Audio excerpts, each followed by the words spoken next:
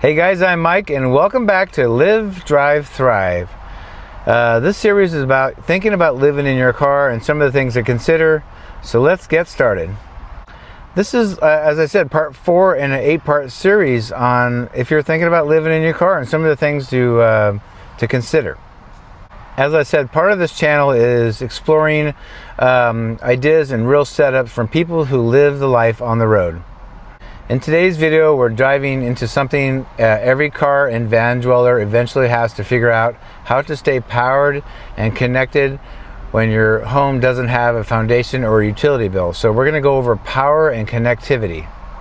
Again, I'm going to say really quickly, I've done extensive research on this and refined it down to a kind of a short, small video, but I've written down my notes. I don't want to mess it up, so you'll see me looking to the side, but I have my notes right next to the camera, and they are everything that I wrote myself. So let's get on with it.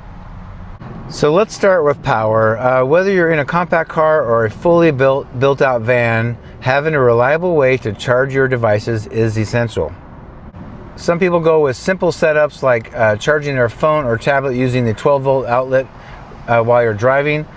But if you're staying parked for a long stretch or working remotely, you'll probably want something more robust, like a portable power station or even a solar panel setup. A lot of folks use brands like Jackery, EcoFlow, and Blue Eddy, to name a few, and they pair them with a folding solar panel setup to top off their batteries during the day. Now, when it comes to staying connected, Wi-Fi on the road can be very tricky. If you're in a city or near a public area, you might find Wi-Fi at a place like libraries, coffee shops, or even fast food restaurants.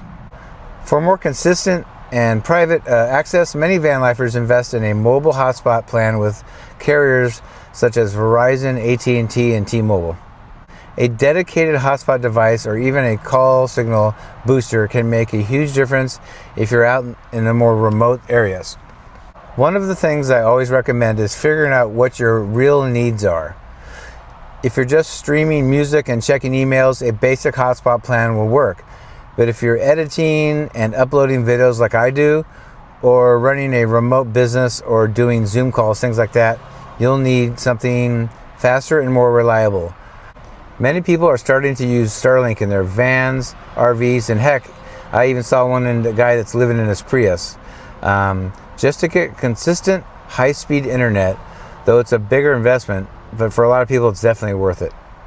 At the end of the day, staying powered and connected on the road is totally doable.